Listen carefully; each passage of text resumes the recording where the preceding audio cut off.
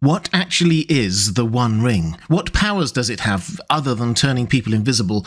How is it forged, and why is it so important?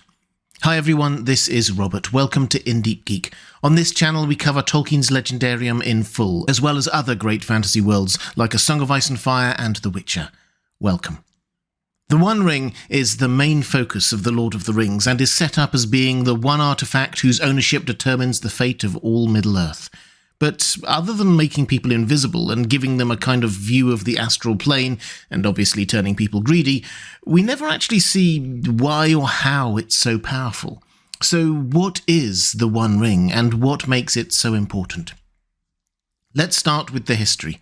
Way back in the early Second Age of Middle-earth, Sauron was in hiding, licking his wounds after his master's defeat at the end of the First Age.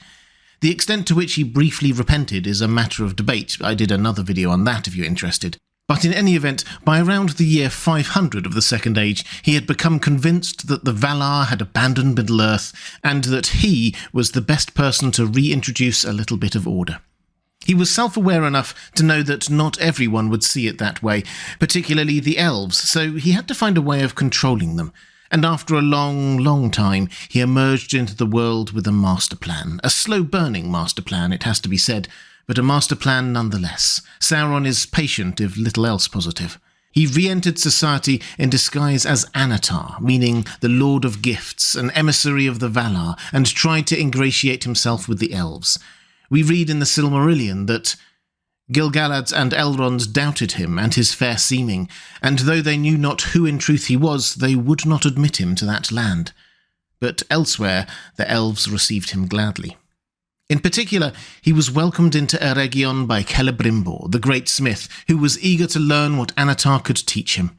And so Anatar, Sauron, moved into Eregion for maybe 3 centuries, working with the smiths there to produce lesser magic rings and the like, the kind that Gandalf would much later describe as essays in the craft of ring-making. After that, they went on to forging the greater rings of power, the 9 later given to mortal men and the 7 later given to the dwarf lords, although at the time they were just the 16. There seems to have been no original thought from Sauron, at least, to give them to anyone other than the elves. We're told that his desire was to set a bond upon the elves and to bring them under his vigilance. I'll do other videos setting out the powers of those rings. Suffice to say that they granted or amplified power in whoever possessed them. Because the crucial point here is that Sauron was secretly magically linking those rings to him via a master ring, which he then snuck off back to Mordor to forge. This is, of course, the One Ring, and this is what Tolkien tells us about it in the Silmarillion. Secretly, Sauron made the One Ring to rule all the others, and their power was bound up with it, to be subject wholly to it, and to last only so long as it too should last. And much of the strength and will of Sauron passed into that One Ring, for the power of the Elven Rings was very great, and that which should govern them must be a thing of surpassing potency. And Sauron forged it in the Mountain of Fire in the Land of Shadow. And while he wore the One Ring, he could perceive all the things that were done by means of the lesser rings, and he could see and govern the very thoughts of those that wore them. So that was the plan. When he wore the One Ring, he could see everything that was done using those other rings of power, and control what their users did. Basically, it was all about power and control. But Sauron clearly made a mistake, underestimating the elves, because the magic went both ways, and when he put on the One Ring, they could sense him too, trying to control them, so they took off the rings. I'll do another video on the 3 Elven rings, the ones that ended up with Galadriel, Elrond and Gandalf, because they are a separate case, being made without Sauron's direct involvement, though with the same magical technology he had taught Celebrimbor. Hence the holders of those 3 never wore them or used them while Sauron was in possession of his One Ring. As for the 16 rings, forged before the One Ring, Sauron gathered them together. Well, he invaded Eregion and most of Middle-earth and forcibly took them from the elves, and he launched his One Ring Plan B. If he couldn't control the elves through the rings, then how about the other free peoples of Middle-earth? There were 7 dwarf tribes, so he gave 1 to the lord of each of them, and the other 9 went to humans, but again he underestimated his intended prey. We're told that the dwarves proved tough and hard to tame. They ill-endure the domination of others, and the thoughts of their hearts are hard to fathom, nor can they be turned to shadows. So Sauron failed to control the dwarves too. The rings they had did influence them, of course, again that's worth another video, but Sauron couldn't govern their thoughts as he had hoped. The good news for Sauron was that the rings of power did work on humans. The 9 he gave to mortal men gave those men great power and extended their lives greatly, but slowly turned them to wraiths completely under Sauron's control, the ring wraiths. The ring verse we all know is therefore in 2 parts. The core of it, about the ring itself, 1 ring to rule them all, 1 ring to find them, 1 ring to bring them all and in the darkness bind them, was seemingly written by Sauron, hence it being etched into the inside of the ring, revealed by fire, and in the Black Speech. It may even have been the magical incantation that Sauron used to create the 1 ring. The elven smiths in Eregion, who had forged the 16 rings of power, heard in their minds Sauron saying those words when the 1 ring was forged. That was what prompted them to take off those rings. The rest of the verse, 3 rings for the elven kings under the sky, 7 for the dwarf lords in their halls of stone, 9 for mortal men doomed to die, 1 for the dark lord on his dark throne in the land of Mordor where the shadows lie, seems to have been a later addition by elven historians and lyricists. As we've seen, the 3 rings for the elven kings were never a part of Sauron's original plan, nor indeed did he originally plan to give the rings to the dwarves and mortal men. The elven rhyme was just about where they all ended up. So the 1 ring was essentially a plan to control the elves that didn't work, which Sauron then turned to a plan to try to control the dwarves, which again didn't really work, and humans, which did work, though didn't give him control over all humans. Which makes it sound like the 1 ring isn't that powerful or effective. It is. It dominated the geopolitical landscape throughout the second half of the Second Age and was the catalyst for the massive War of the Ring at the end of the Third Age. So what other powers does it have? Well, in many ways, it is similar to the other 16 rings. This is how Tolkien describes it and them in Letter 131. The chief power of all the rings alike was the prevention or slowing of decay, i.e. change viewed as a regrettable thing, the preservation of what is desired or loved or its semblance. This is more or less an elvish motive, but also they enhanced the natural powers of a possessor, thus approaching magic, a motive easily corruptible to evil, a lust for domination. And finally, they had other powers, more directly derived from Sauron, the necromancer, so he is called as he casts a fleeting shadow and presage on the pages of The Hobbit, such as rendering invisible the material body and making things of the invisible world visible. So the 1 ring and the other 16 rings, again, not the later 3 elven rings, can make its wearer invisible. We obviously witness this happen many times, can make visible things in the unseen or spiritual realm, like when Frodo sees the Nazgul for what they really are at Weathertop, slows decay and aging, hence Gollum living for well over 500 years and Bilbo similarly being long-lived, and enhances the natural power of the bearer. What makes the 1 ring distinct from the other 16 is that it was crafted to contain the powers of the others and control them, and their bearers. And if you wanted to be able to do that, control those other powerful rings and the powerful elves that bore them, you would need a really powerful bit of magic. And this Sauron achieved by pouring his own spirit or soul into the ring. As Tolkien puts it, much of the strength and will of Sauron passed into the 1 ring. It was the only way he could make something powerful enough to control all that other power.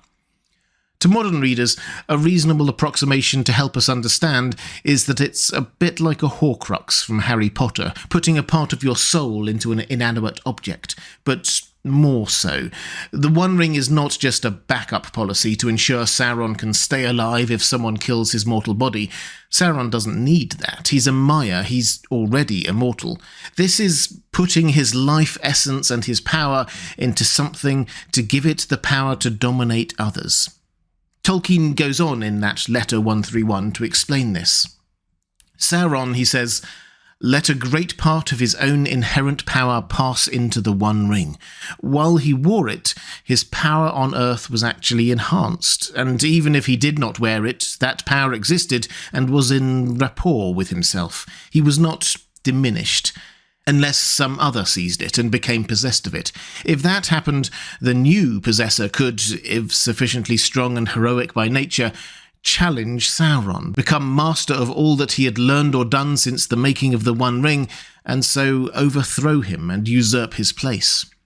Which Tolkien immediately notes was the first weakness of the ring. The One Ring doesn't just tempt people with visions of greatness, making them yearn for power. It acts as a multiplier of whatever power they already possess. Power is a rather ephemeral subject in Tolkien lore. It can mean magical powers, physical powers, charisma, or leadership qualities. For the dwarves, with their rings of power, it meant they got better at mining for precious metals. When Sam briefly had the ring, he had visions of being a world-conquering gardener. Bless him. When Sauron saw Aragorn commanding a force marching on Mordor, he took it as more evidence that he had the ring. How else could he inspire or order so many people to march to death? So if, when watching the films and reading the book, it feels like the One Ring has a mind of its own, it sort of does. Bilbo and Frodo were walking around with a huge part of Sauron and his power in that One Ring, and the link with Sauron remained. Gandalf and Galadriel were not feigning temptation or exaggerating how powerful they would be with the ring. Tolkien mentioned it almost in passing in the quote we just read, but a sufficiently powerful new owner could even become master of all Sauron had learned or done since the making of the One Ring. Of course, they would probably be able to usurp him themselves, which isn't to say that the ring is sentient. Tolkien didn't go that far, but Gandalf definitely ascribes a desire within it to get back to Sauron, that it seems to drive forward through its ability to expand or contract in size to fit its bearer's finger. He says that it betrayed Isildur by slipping from his finger, it caught Deagol, it abandoned Gollum, and so on. Of course, Gandalf then balances this by saying that there is another force at play, Eru, the one god of Tolkien's world, or fate if you rather. The ring may have intentionally abandoned Gollum in an effort to get back to Sauron, but Bilbo found it because he was meant to, and Bilbo was meant to pass it to Frodo. Which brings us to the other great weakness of the ring. If it were somehow destroyed, then because so much of Sauron's power was wrapped up in it, Sauron himself would be, in Tolkien's words, diminished to vanishing point, and he would be reduced to a shadow, a mere memory of malicious will. A definite weakness, but one that he seems to have never even considered. For two reasons, really. First, the One Ring was nearly impossible to destroy. It would take an even greater smith than him to unmake it, as it were, and there were none in Middle-earth. You could try to melt it, but it was invulnerable to any heat less than the heat that it was forged in, the fiery volcanic heat of Orodruin, and he controlled access to that. And even if someone wanted to destroy it, they wouldn't be able to, because the power of the ring to tempt you with the power it possessed was so great it would stop anyone trying to destroy it. They could take it all the way to the cracks of doom and not be able to do it, which is part of the explanation for why Mount Doom wasn't particularly well guarded. But more on that another time. Because Sauron wasn't wrong there. Frodo couldn't ultimately go through with throwing the ring into the cracks of doom. But for Gollum's intervention, Frodo would have just walked back out with the ring on his finger.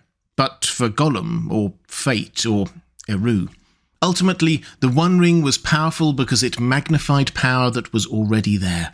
If Sauron, a hugely powerful entity in his own right, had got hold of the ring, he would have been unstoppable. With humans divided, the elves diminished, and the dwarves unwilling to engage in alliances, all of Middle-earth would have fallen. Which isn't to say that the ring makes its owner invulnerable. Sauron lost 3 wars while it was still in his possession, after all, and of course there are some who are completely unaffected by its power. Tom Bombadil, for example, who put it on and took it off and made it disappear and reappear without it seeming to affect him in the slightest, but Tom Bombadil is the exception to almost every rule. So that's how the One Ring can be simultaneously the most powerful artifact in Middle-earth and seemed to have relatively few powers in Frodo's hands. It makes the already powerful more so and more hungry for power, but its effect on the least powerful is small. It's why Gandalf was so keen for the humble and not at all powerful hobbits to have the ring. It kept its power, which would always and everywhere turn to evil, dampened down as much as possible for as long as possible. We talked earlier about Sauron's strategic error in leaving to forge the One Ring before the 3 rings for the Elven Lords were forged, but this perhaps was his greatest error. He made the One Ring to make the mighty mightier. He knew the risk that other mighty warriors and sorcerers would wear it and challenge his power, but it never even crossed his mind that it could be carried and destroyed, not by the mighty, but by the powerless. If you'd like to see more videos on the world of J.R.R. Tolkien and the Lord of the Rings, please click on the link to the playlist on the left of your screen. Or if you'd like to support this channel, thank you. There's a link to my Patreon page on the right of your screen. Thanks for watching. That's all for this time. I'll see you again soon.